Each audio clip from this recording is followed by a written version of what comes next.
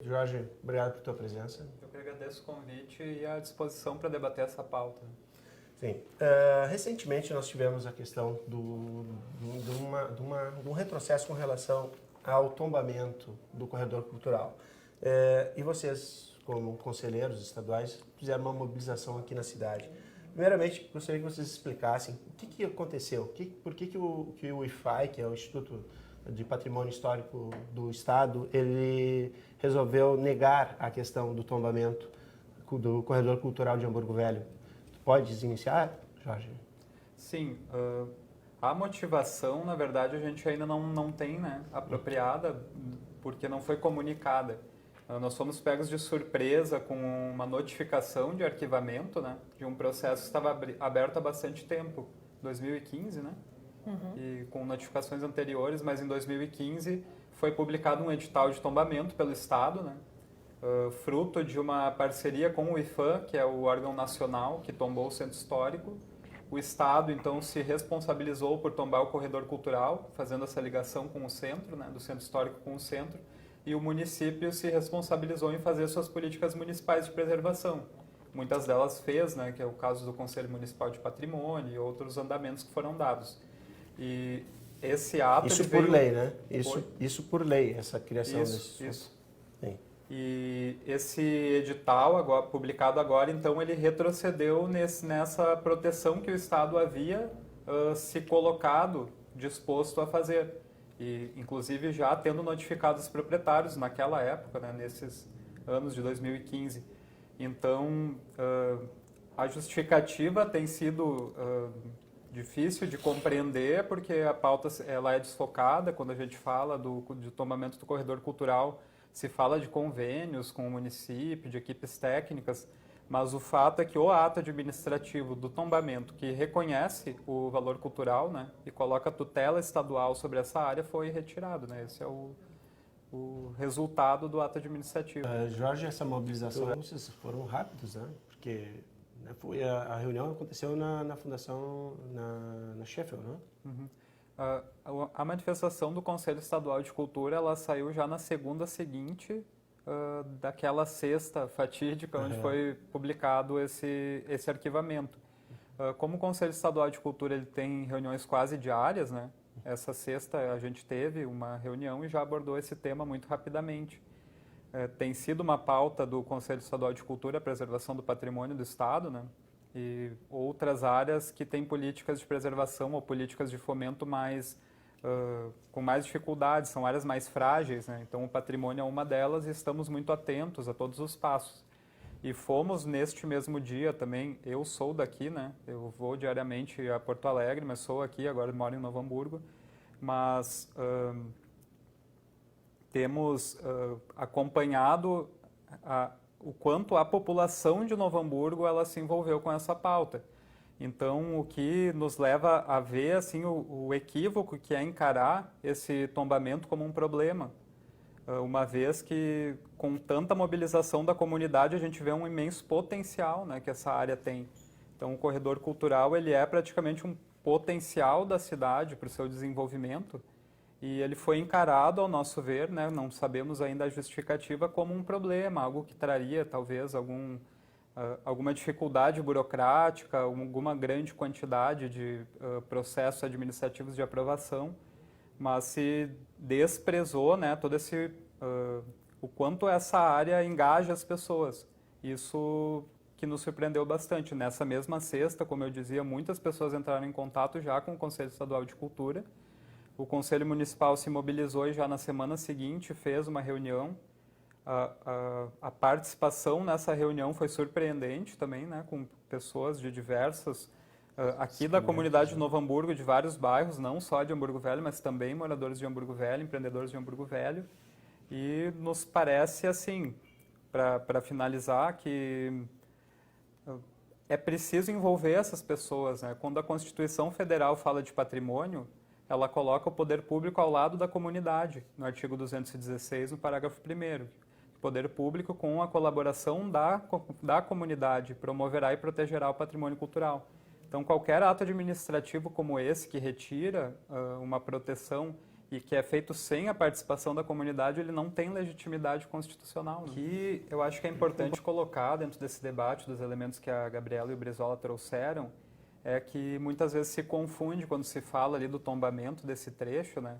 Como se esse tombamento fosse paralisar a cidade, né? Paralisar esse trecho da cidade. E é interessante a gente ter em mente que esse tombamento ele vai reconhecer quais as características desse itinerário ali, desse caminho, que tem valor cultural, que tem algo a dizer, né? Então, quando a gente diz que algo é patrimônio, a gente está dizendo que isso ali nos comunica alguma coisa, tem valor simbólico, isso nos serve para alguma coisa, para o nosso presente, para o nosso futuro. Não é um mero saudosismo do passado.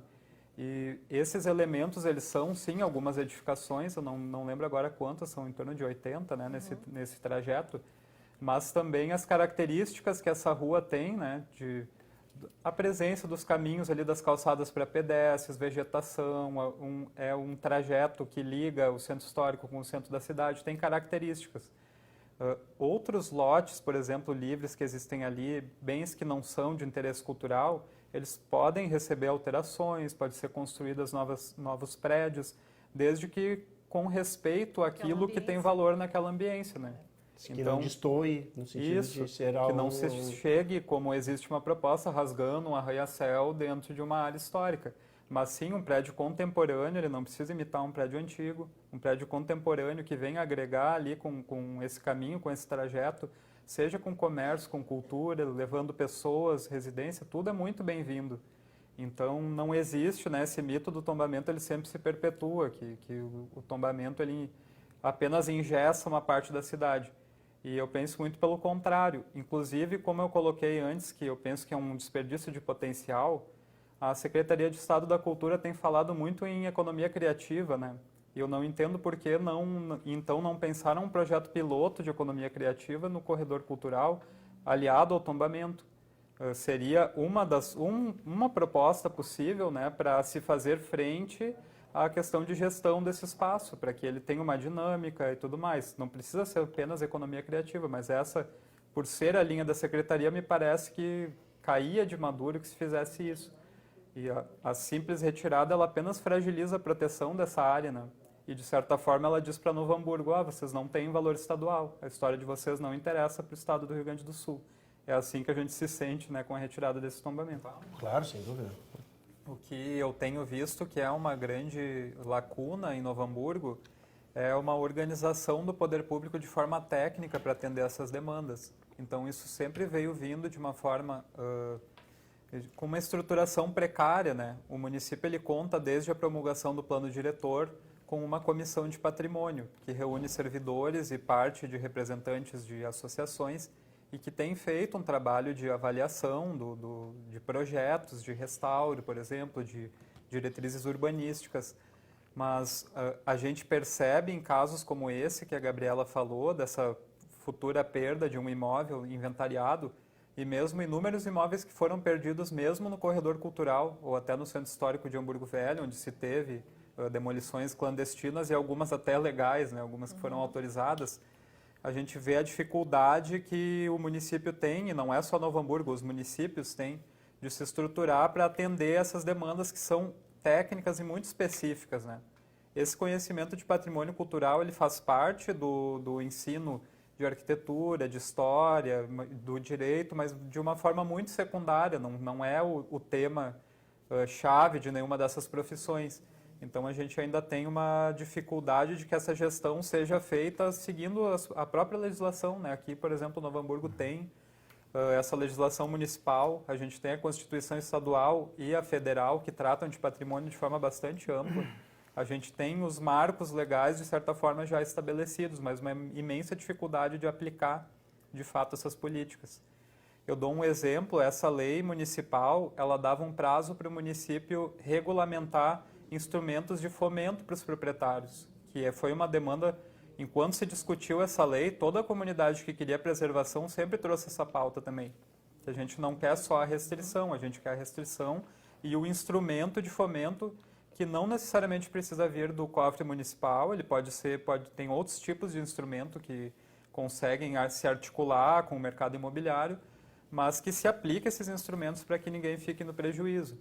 E o que a gente vê é que essa lei ela ainda não está efetivamente regulamentada por outras por outras iniciativas que ela ainda demanda, né, como esse estudo, por exemplo, da transferência de índice construtivo, que é feito sobre o marco do Estatuto das Cidades, mas tantos outros instrumentos que podem ser utilizados para potencializar a preservação do patrimônio, para que ela não seja apenas uma restrição. O que acontece, então, a gente não tem o fomento, a gente não consegue que a restrição também aconteça.